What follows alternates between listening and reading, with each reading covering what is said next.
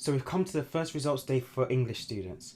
The AS and the A-level results day has come and passed. And it was shocking and unfortunate, as many of you had feared. So let's take a look at the main statistics and see how exactly this breaks down. So before we get into this, can I just say well done for getting through this. And that's to everyone, all of you students out there.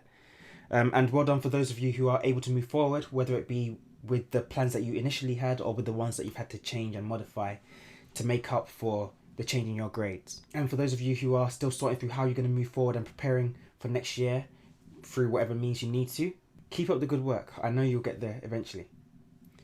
So now let's take a look at these numbers.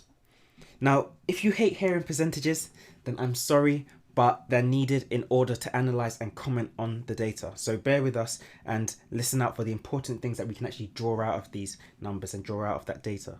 Also, don't forget to subscribe if you haven't already for more videos just like this one that will help you through GCSE, A-level, university and beyond. So let's jump in. We'll start with the percentage of grades that were changed. And apologies for those of you from Wales or Northern Ireland, I'm going to be focusing on England only. So 41.3% of grades were changed. Quite shockingly, and as the newspapers were reporting from some time ago, 39.1% of grades were lowered. And a small but sizable 3.5% of grades were lowered by 2 or more grades. That's 2 out of 5 of all grades being lowered.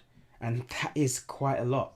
On the other hand, something that surprised me was that some grades were actually raised. We had 2.26% of grades being raised, in fact, and there were a few lucky people around, 0.01% in fact, who even had a result raised by 3 grades. But either way, that number pales in comparison to the amount that were lowered. That of course leaves us with the rest of the 58.7% of grades, the majority, but by a narrow margin, that went unchanged, that stayed exactly how your teachers had presented them and sent them off. So now let's talk about the top grades. The amount of A and A-star grades rose by 2.4 percentage points this year, making it 27.6% of all grades. So that's 27.6% of all grades were A's or A-stars. That's a pretty hefty amount. So well done, guys. The percentage of A-stars was 8.9% this year, which is up from the 7.7% from last year. That's good news. It means that more of you guys got A-stars. And overall, 98.2% of students got an E or above. So that all bodes well. That's all looking good. But now the problem comes when we look into the socio-economic breakdown of all of these grade changes.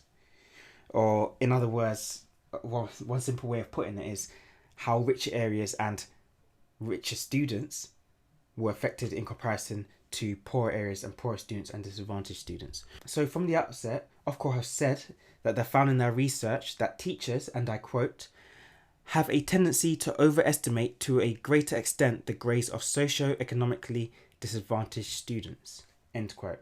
Apparently that's the case.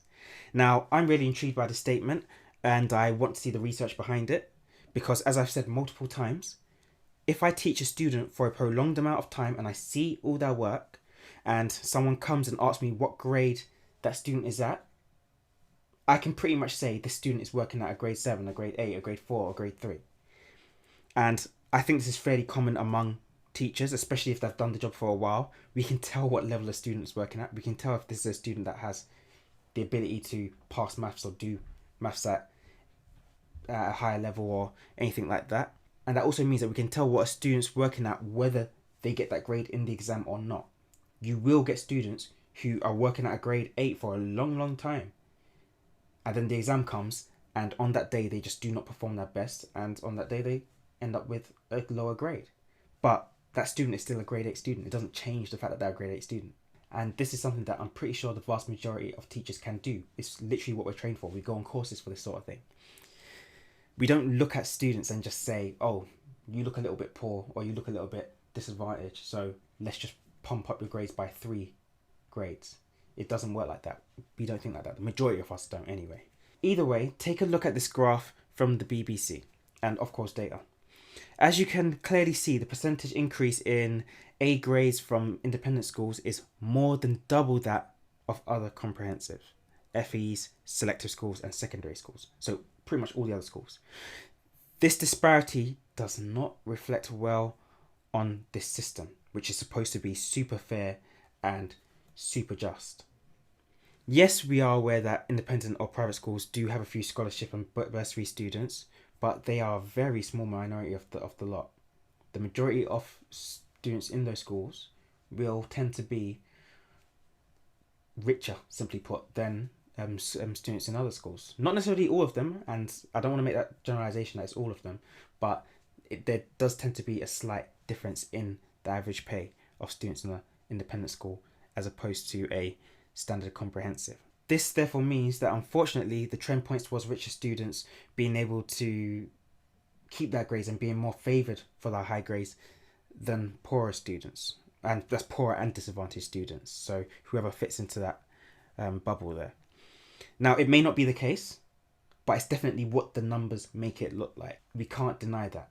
Now, there's also another trend within these schools as well, especially within private schools, which tend to have smaller class numbers. So rather than a class of 30 or 32, which we sometimes see in comprehensive secondary schools, you may have classes of 10, 14 or 16. And that trend is that schools with smaller numbers of students in each class seem to have less variation in their grades as well. They seem to have less negative impact on their grades when it comes to how this system has given out the grades, how it standardized them. And that, of course, is problematic since, once again, it points towards the favouring of a very specific and richer group of society. Now, I'm still thinking on this because with the way that this has been reported, it's making private schools and teachers out to be the bad guys when they are not. They are most certainly not. They're in exactly the same boat as the rest of us and the rest of you. The system is weird and no one really knows how it works at the moment. So we can't really draw too much definite conclusions at the moment. And it may literally be, as of course say, that it just turned out like that. Because when it comes down to it, the vast majority of teachers would have marked as truthfully as they could, no matter what school they went to. The standardization system, which knocks you down, that is probably where the problems lie, if there are actually any problems with it, which we'll need to wait until they actually fully explain it to fully understand. Anyway, what I found really weird though, is for subjects like my own subject.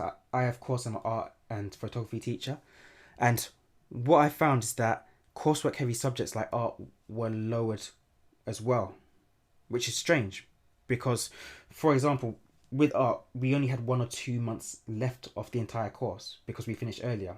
And because from the moment that you start the course, you're pretty much doing your graded work. You're doing work which will be assessed for your final grade.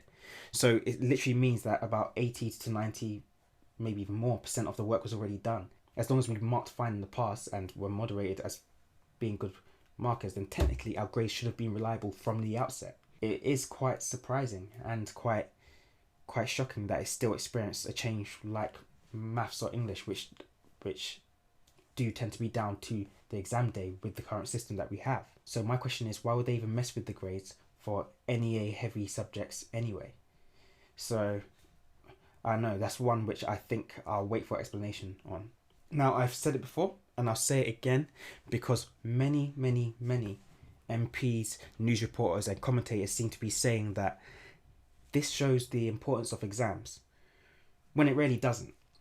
Really, what it shows is that we have a system that's currently failing students and a system that's in need of major reform. It also shows that a whole lot of people who benefit from a broken system are happy to maintain that broken system if it looks after people that are just like them. But what can I say and what can I do? I'm just a simple teacher. Now, there's a whole lot of you whose lives have been negatively affected, but the important thing about this is moving forward and knowing what you're going to do and where you're going to go from here on out. Now, many of you, just like in a normal year, would not have got your places. This happens every year. So get on the phone. Get calling those apprenticeships, those universities, those colleges, wherever you want to go. Look through clearing. See if you can find a place that will help you move forward, even if it's not in a subject or area which you thought you would take. Remember that video that I did on talking your way into university? How I mentioned that international students are going to be at an all-time low during this application process for this year? Well, the spaces are there. The universities want you. Make use of that. Also, make use of the promise video that I mentioned, because I did give a few tips towards the end on how you can sell yourself to really get that place in the university or on the apprenticeship or wherever you want to go of your choice. As a side note, the BBC also reported that 358,860 students got accepted into university this year, which is a 2.1% rise on last year. So guys, it's not all doom and gloom. Those of you are moving on, and that's great. Many universities are offering to hold places for students while they appeal, and I hear rumours that some universities are even saying they'll let you start in January after the appeals and the autumn series are done.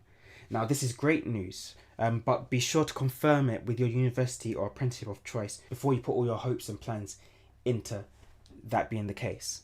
When it comes to appeals and asking the school to appeal on your behalf, since you can't appeal directly, the government has said they're going to let schools know how the appeals process works by Tuesday the 18th of August. So wait patiently until next week, Tuesday or Wednesday, for more clarification on that.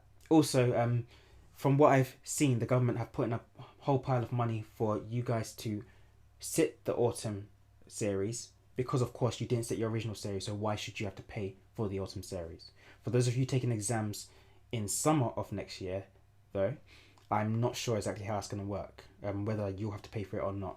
We'll have to wait and see for that. Now, don't forget that just like with the A-level and AS level results, how we had a 3 to 4 hour stream where you guys could come and ask questions and chill out and tell us how you're feeling after getting your results. We're going to have the same thing for the GCSE results on Thursday the 20th of August, where I'll be on here. You guys can come and tell me how you got on, tell me how you're feeling, what you're doing next, where you're moving.